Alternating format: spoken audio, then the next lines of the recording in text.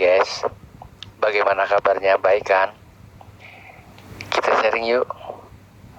Kita akan membahas lokasi usaha yang harus kalian ketahui ya. Jika kalian ingin melakukan usaha, minimal mengerti untuk sebagai wawasan saja nih ya guys. Ternyata dalam usaha di wilayah di Indonesia ada beberapa lokasi yang kalian harus ketahui, sebab tidak semua orang mengetahui bila tidak pernah terjun langsung, atau mungkin juga belum pernah dengar dari media yang lain. Karena jarang dipublikasikan, itu menurut versi channelnya Muhammad ya. Jika kalian sudah tahu dan paham, ya tidak apalah. Sebab bagi yang belum tahu dan mengenal persis, mereka akan bingung kemana harus mencari tempat usaha ya. Nah, seperti itu.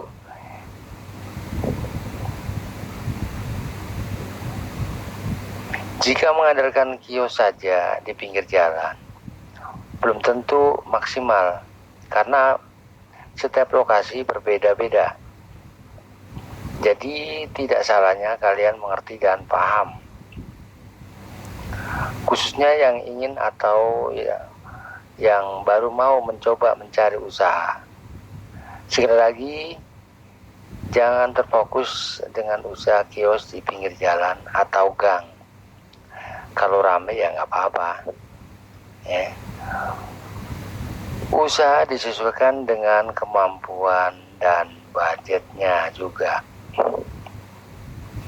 Bukan berarti di pinggir jalan atau gang sepi, tergantung letak yang strategis dan banyak pengunjungnya yang datang dan terjadi transaksi, ya itu baru cakep. Coba kalian bisa lihat ya guys, kios atau tempat usaha selain di pinggir jalan atau di gang perumahan penduduk, ternyata juga ada di mall, pertokoan, apartemen, stasiun, terminal, dan masih banyak yang lainnya. Ada juga tempat usaha selain kios, misalnya di kampus, rumah sakit, sekolah, perkantoran, gedung perkantoran, pabrik, pelabuhan laut, pelabuhan udara ya. Tempat seperti ini disebut dengan kantin. Tujuan dari diadakannya kantin ialah agar supaya karyawan tidak keluar dari area mereka bekerja, sehingga karyawan lebih nyaman, tepat waktu bekerja, dan bisa selalu diawasi oleh pihak perusahaan.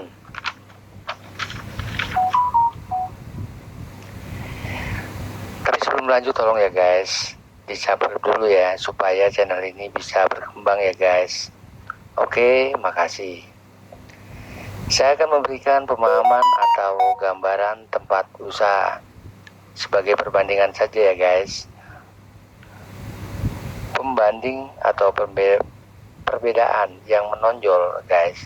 Tapi pembanding di sini tidak bisa disamaartikan dengan kios yang di pinggir jalan atau di gang ya guys. Walaupun sama-sama sewa atau kontrak, tetap mengeluarkan modal ya guys. Tapi dari sisi pengunjung pasti berbeda. Kalian pasti di sini sudah sedikit paham, oke? Ya guys.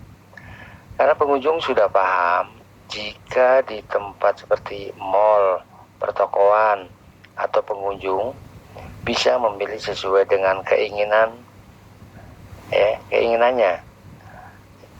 Kedua, pengunjung bisa sambil santai atau rekreasi, bisa melihat ada barang baru enggak gitu.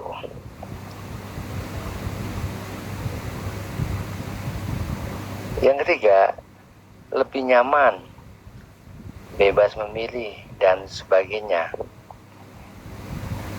Jika di apartemen, stasiun, terminal, kios terbatas, dengan barang dengan terbatas juga. Itu dari segi pengunjung dan barang-barang yang tersedia. Kembali lagi ya guys, soal pemahaman kios ya. Jika kios di pinggir jalan atau gang, tergantung besar kecilnya ya guys. Biasanya ukuran yang bervariasi. Jika besar dilengkapi dengan air, toilet, atau listrik.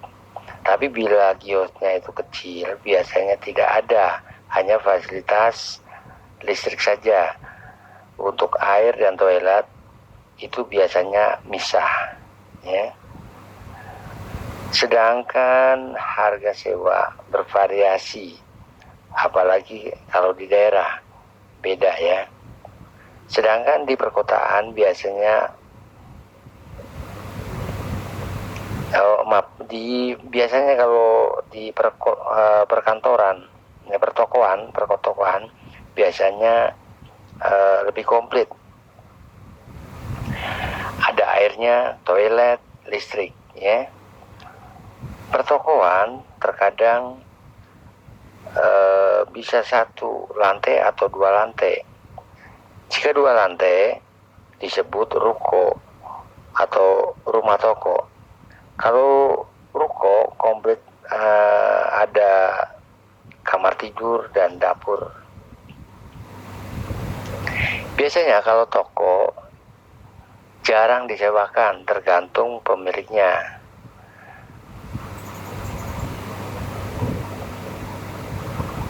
Harga jika ingin sewa per tahun atau per bulan bervariasi, tergantung dari pemiliknya juga ya. Toko biasanya sudah hak, jadi hak milik biasanya seperti itu ya. Kemudian jika los ya, los biasanya berada di mall atau pasar jaya, apartemen, stasiun, atau terminal. Los, kita bicara los, di sini artinya sebuah ruangan yang hanya dilengkapi dengan listrik saja. Untuk toilet, air biasanya pisah, menyendiri, atau bersama-sama. Ukuran ruang los tergantung dari lokasi masing-masing area. Biasanya 4 depan atau 4 belakang jadi satu ya, atau 2 depan 2 belakang, tergantung luas daerah atau gedung tersebut. Beda kalau di stasiun, pengunjung dibagi jadi beberapa kios atau los, kecuali kalau di depan area ya, di bagian depan itu lokasinya agak beda ya, agak besaran dikit. Untuk pengunjung di mall, pasar jaya, apartemen, stasiun, terminal, pengunjung sudah pasti akan datang. Kalian tidak akan pusing-pusing ya. Tinggal tergantung dari bagaimana caranya menjaring pelanggan untuk mampir di los yang kalian miliki.